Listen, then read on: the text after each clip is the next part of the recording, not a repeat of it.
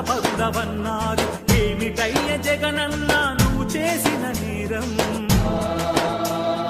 పదవి కోసమన్నారు, స్వార్థపరుడవన్నారు. ఏమిటయ్య జగనన్నా నువ్వు చేసిన నేరం?